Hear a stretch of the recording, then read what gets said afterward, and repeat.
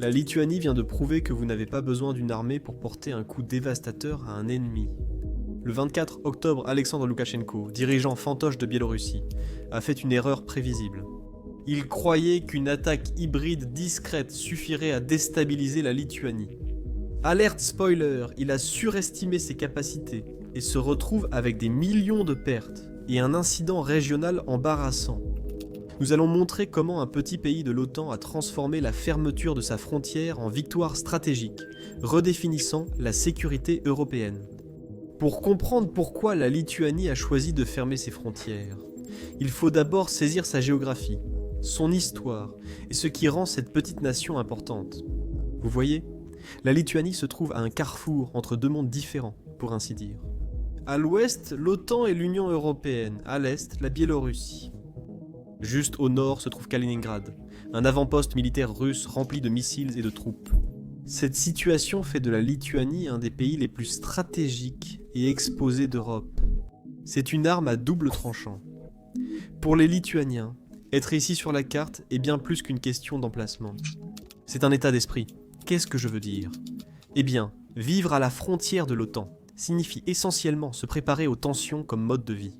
La Lituanie sait que si une confrontation éclate entre la Russie et l'Occident, elle en ressentira les effets en premier. Qu'ils le veuillent ou non, ils sont une des premières lignes de défense, c'est un fait. Pour eux, la frontière avec la Biélorussie n'est pas qu'une ligne. C'est un système d'alerte précoce, un bouclier et un signal à Moscou que chaque centimètre de son territoire compte. La Biélorussie de Loukachenko agit surtout comme une extension du Kremlin plutôt qu'un État indépendant. Moscou utilise la Biélorussie pour tester l'OTAN ou semer la discorde sans s'impliquer directement. C'est l'agent de trouble, qui fait semblant d'être innocent tout en menant des provocations au nom de son maître. Cela est devenu parfaitement clair après que la Russie a envahi l'Ukraine.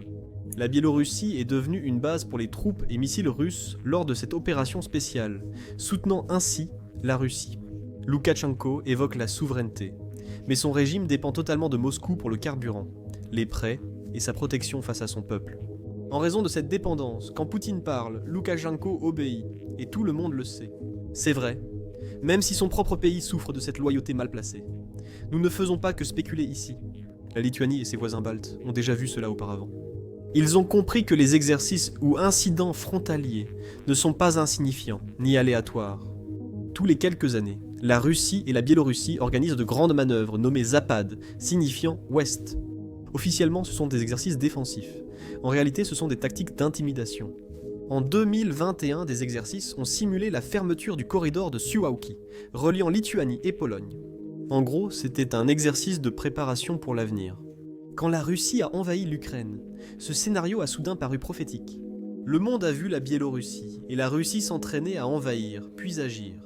La Lituanie s'en souvient. Cette riche histoire a changé toute l'approche de la Lituanie. Et comme nous l'avons dit au début, elle vit avec une grande prudence. Ce qui nous conduit à cette confrontation finale, débutée par de simples ballons, avant de virer rapidement au chaos. Le 24 octobre, quelques ballons ont traversé la frontière lituanienne depuis le côté biélorusse. Certains évoquaient des ballons météorologiques, d'autres transportaient de petits accessoires. Il n'a pas fallu longtemps aux gardes-frontières pour se rendre compte que ce n'était pas un hasard, et ils ont fait des efforts pour en capturer certains. En arrivant, ils ont découvert que les ballons transportaient surtout des cigarettes illégales, et parfois d'autres colis inconnus. Au départ, cela évoquait de la contrebande, mais l'ampleur et le moment suggéraient une organisation plus grande. En plus des soupçons, leur présence violait l'espace aérien lituanien et perturbait les vols. De toute évidence, il s'agissait d'un test provocateur. Les 26 et 27 des ballons ont de nouveau pénétré l'espace aérien lituanien pour la 3e nuit d'affilée, poussant la Lituanie à relever son alerte. Avec la multiplication des ballons sur les radars, les aéroports de Vilnius et Kaunas ont temporairement suspendu leurs opérations. Les enquêteurs ont découvert que les ballons ne dérivaient pas au hasard. Ils étaient lancés selon des schémas coordonnés, souvent la nuit, et fréquemment à proximité de zones militaires. Le Premier ministre a parlé d'attaques hybrides. Cette expression existait déjà, mais prend tout son sens depuis que la Lituanie autorise l'armée à abattre tout ballon venant de Biélorussie.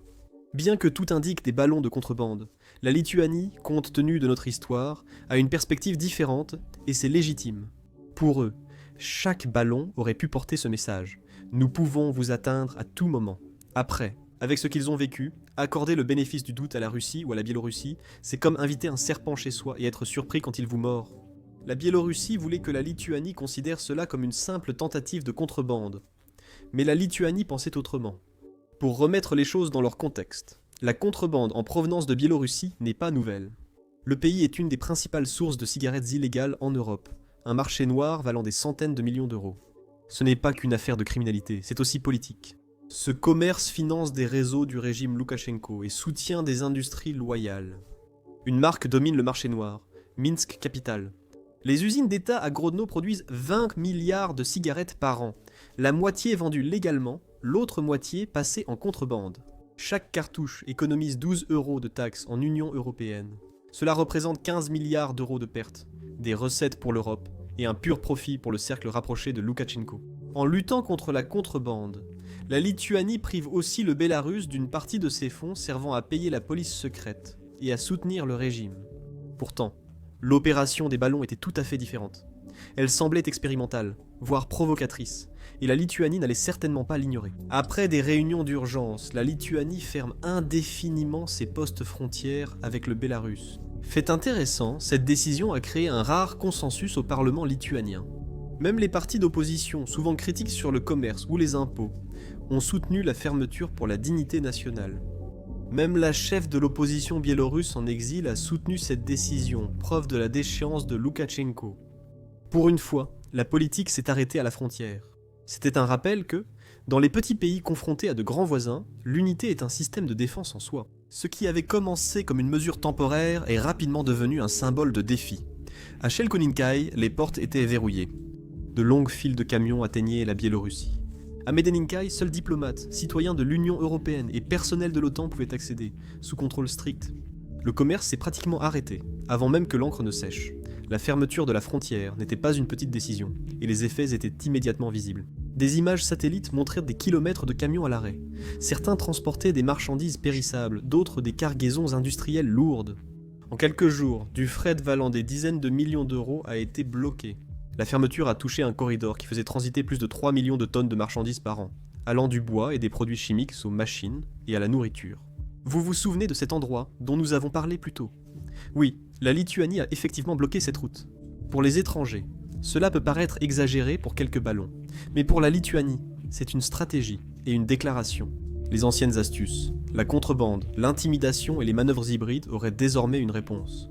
Comme on peut l'imaginer, Loukachenko a réagi émotionnellement. Il a interdit l'accès aux camions lituaniens et polonais, pensant que cela nuirait davantage à la Lituanie. Mais le plan s'est retourné contre lui. La Biélorussie dépend fortement des routes lituaniennes pour accéder à la mer, en particulier par le port de Klaipėda, qui gère près de 30% du fret étranger de la Biélorussie. Avec les routes fermées, les exportations biélorusses se sont accumulées. Les usines d'engrais ont raté leur créneau d'expédition, et les exportations de bois ont été gelées. Certaines entreprises de logistique ont signalé plus de 12 millions d'euros de pertes en une semaine. Ce qui avait commencé comme une farce avec des ballons était désormais une blessure économique. Et oui, les coûts économiques étaient très lourds. Rien que pendant la première semaine, environ 2000 camions sont restés bloqués. Les analystes ont estimé des perturbations de plus de 50 millions d'euros en 2 semaines, avec 40% des liaisons de fret Lituanie-Biélorussie interrompues. Les effets en cascade ont d'abord touché les villes frontalières. L'activité des magasins, stations-service et dépôts logistiques à Chelkoninkai près de Medeninkai a cessé soudainement. Les entreprises de transport ont détourné leurs itinéraires par la Pologne et la Lettonie, ajoutant des centaines de kilomètres au trajet et augmentant les coûts. Des marchandises ont été endommagées, et les primes d'assurance ont augmenté de 20%, poussant les petits transporteurs à licencier des chauffeurs. Si la Lituanie a souffert, la Biélorussie a saigné. Près d'un tiers de ses exportations transitaient par la Lituanie, et trouver des alternatives a été difficile. Pour les conducteurs bloqués en Biélorussie, la vie se résumait à attendre et à prendre leur repas au kiosque routier. Les batteries des téléphones étaient à plat. La frustration montait. Les gardes frontières parlaient d'un silence étrange, des kilomètres de métal immobile. Le transport via la Russie, bien que plus long, cher et peu fiable, est vite devenu l'une des seules options. N'est-ce pas ironique que ce qui devait être une punition se soit transformé en isolement auto-infligé pour Loukachenko? Même le réseau ferroviaire chinois a ressenti la répercussion. La ligne de fret Chine-Europe qui traverse la Biélorussie et la Lituanie a vu ses délais de livraison s'allonger jusqu'à 1 semaine. Des entreprises de logistique ont réacheminé les expéditions par la Pologne et la Lettonie pour éviter le risque. Les assureurs ont relevé les prix pour les routes vers la Biélorussie, et d'autres privilégient discrètement les corridors lituaniens, jugés plus stables. Vilnius a mis en place une aide d'urgence, des allègements fiscaux, des subventions aux entreprises de transport et des incitations à privilégier les itinéraires Union européenne pour limiter l'impact intérieur. Pourtant, le message restait. La souveraineté d'abord, le commerce ensuite, au-delà des questions d'argent. C'est une décision stratégique. Cette décision a eu de grandes conséquences. La fermeture de la frontière a transformé la Lituanie de spectateur en exemple. Cela a poussé l'OTAN et ses voisins baltes à prendre les menaces hybrides plus au sérieux. La Lettonie, l'Estonie et la Pologne ont renforcé la surveillance et validé la ligne de défense balte, un réseau commun d'alerte pour drones, ballons et incursions transfrontalières. L'Union européenne a également soutenu la décision. Bruxelles a reconnu l'impact économique mais salué la détermination de la Lituanie sous pression. Cet épisode est devenu une étude de cas en matière de dissuasion, montrant comment même de petites nations pouvaient fixer des limites que les grandes puissances devaient respecter. La fermeture a rassemblé le pays. En Lituanie, l'ambiance était stable et la plupart soutenaient la décision. Ils ont déjà connu cette pression. En 2021, avec la Biélorussie utilisant les migrants, ou en 2023, avec les militants de Wagner en Biélorussie. La méthode a changé, mais l'objectif restait le même. Chaos et manipulation. La Lituanie n'a pas réagi. Elle a vu les ballons comme une menace hybride et a fermé la porte. La décision visait à stopper la contrebande, défendre la souveraineté et prouver que les petits États n'ont pas à se soumettre. Pour Moscou et Minsk, cet épisode fut une erreur de calcul. La stratégie hybride russe joue sur l'ambiguïté, provoque discrètement des troubles et nie toute responsabilité. La Lituanie a inversé la situation en réagissant rapidement et fermement. Au lieu d'une irritation discrète, la Russie s'est retrouvée confrontée à la une des journaux et à un examen minutieux. La tactique s'est retournée contre eux, car chaque ballon, camion retardé ou passage bloqué révélait la complicité du Bélarus et l'orchestration de la Russie. La dépendance de Loukachenko est désormais claire pour son peuple. À l'international, le Bélarus semblait plus un pion imprudent qu'un acteur indépendant. L'impact symbolique fut immense. La guerre hybride échoue si la victime hésite, mais la Lituanie ne l'a pas fait. La fermeture de la frontière a envoyé un message dans toutes les capitales régionales. Si vous poussez, nous riposterons encore plus fort. Cela a aussi montré les limites de la Russie. Affaibli par la guerre en Ukraine et les sanctions, Moscou ne peut ouvrir de nouveaux fronts. Un petit membre affirmé de l'OTAN comme la Lituanie l'a contrainte à une posture défensive. Désormais, chaque provocation ratée peut causer plus d'embarras. La fermeture de la frontière n'était pas seulement une question de sécurité, c'était une déclaration d'indépendance face à l'intimidation. Cela a eu un coût économique, mais cela a aussi apporté une crédibilité stratégique. Quelques ballons flottants ont finalement révélé quelque chose de bien plus important. La force de la détermination. La Lituanie a montré que, dans la géopolitique moderne, le courage peut être tout aussi perturbateur que le conflit, et parfois bien plus efficace. Bien que la fermeture de la frontière ait apaisé la menace, elle a aussi ouvert un nouveau chapitre. La Lituanie a fixé une limite, et le monde attend de voir combien de temps elle tiendra, et comment la Russie et la Biélorussie réagiront. Donc, la première grande question est de savoir si la fermeture restera en place ou si elle sera assouplie. Au moment où j'écris ceci en novembre, la fermeture est toujours en vigueur, sans aucune date de réouverture en vue. Les responsables lituaniens estiment que cela pourrait durer jusqu'en 2026 si la Biélorussie persiste, plaçant Minsk dans une position délicate. Si Loukachenko recule, il semble faible. S'il résiste, son économie souffre. Chaque semaine de fermeture, des milliers de camions sont bloqués, les marchandises se gâtent et les routes commerciales déviantent. La Lituanie le sait. Une fermeture brève paraît réactive. Une plus longue transmet un message. Le pays défend sa souveraineté. La Biélorussie trouve cette situation très contraignante. Loukachenko peut réagir en bloquant plus de camions, en ralentissant les contrôles ou en perturbant la logistique lituanienne. Il peut aussi emprunter la voie numérique, des campagnes de fausses informations, des tentatives de hameçonnage et des cyberattaques destinées à semer le chaos. Mais cette approche échoue, car Vilnius s'y prépare depuis longtemps. Cette année, la Lituanie est devenue membre à part entière du centre de défense cybernétique de l'OTAN, obtenant ainsi un accès direct à l'expertise collective et au partage de renseignements. Cette décision renforce son poids face aux menaces numériques. En octobre, le fret lituanien a subi une pression accrue à cause des frontières fermées et de soupçons de cyberattaques.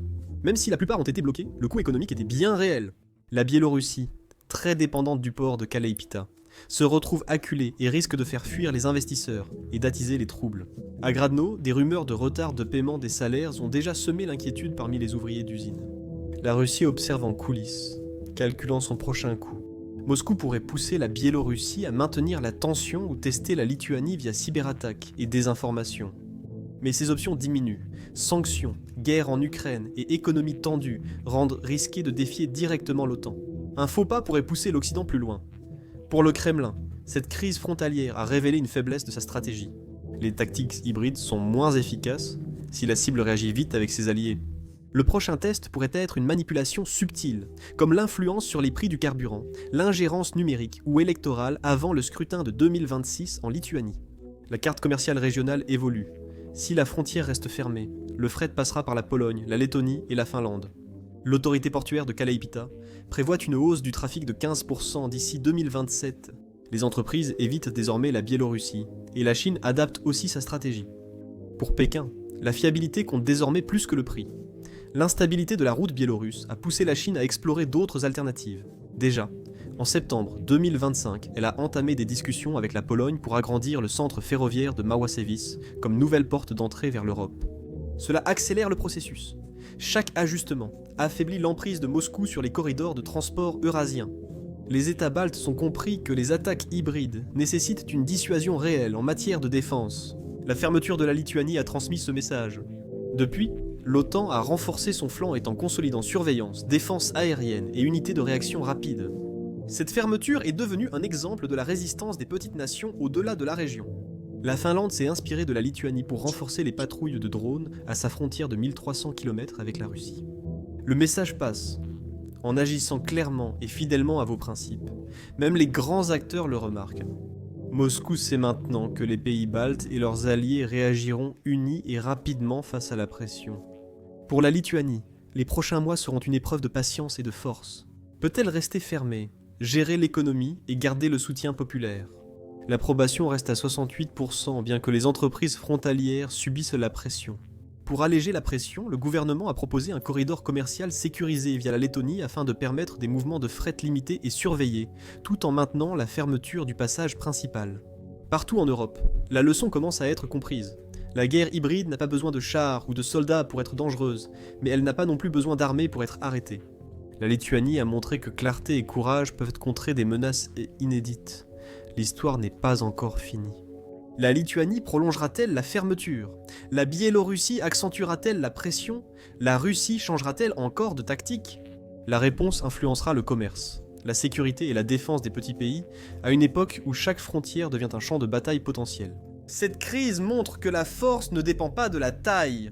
La Lituanie prouve que la détermination peut tout changer. Ce qui a commencé avec quelques ballons dérivants est devenu un modèle pour la défense moderne et un nouveau manuel pour la dissuasion. D'accord. Avant de conclure, je veux être transparent sur un point. YouTube n'aime vraiment pas les vidéos comme celle-ci. Quand nous diffusons des images réelles ou évoquons des conflits modernes, ces vidéos sont fréquemment démonétisées ou limitées. Moins de personnes les voient, rendant la production de ce contenu plus difficile. Nous sommes totalement indépendants. Nous n'acceptons pas d'argent d'investisseurs. Nous ne répondons à aucun sponsor d'entreprise. Et c'est exactement comme ça que nous voulons que ça reste. Cela signifie aussi que notre indépendance dépend entièrement de ceux qui regardent et apprécient ce travail. C'est pourquoi nous avons lancé Business Basics, notre plateforme pour une couverture plus approfondie et sans censure. À l'intérieur, accédez aux versions longues de nos vidéos, sans restriction. Des documentaires exclusifs inédits sur YouTube, des briefings, des analyses et avec des experts qui y sont vraiment allés. Et une communauté privée, où les membres peuvent discuter librement des événements mondiaux, sans que des algorithmes décident de ce qu'ils doivent ou ne doivent pas voir. Basics Insider soutient la chaîne et offre un espace à ceux attachés au journalisme honnête et indépendant. Rejoignez dès aujourd'hui pour 999 $ via le lien en description ou le QR code à l'écran. Chaque nouveau membre fait vraiment la différence. Pas seulement pour nous, mais aussi pour le type de journalisme qui essaie encore de dire la vérité, même quand cela dérange. Merci de nous avoir regardés et de soutenir les médias indépendants. On se retrouve à l'intérieur.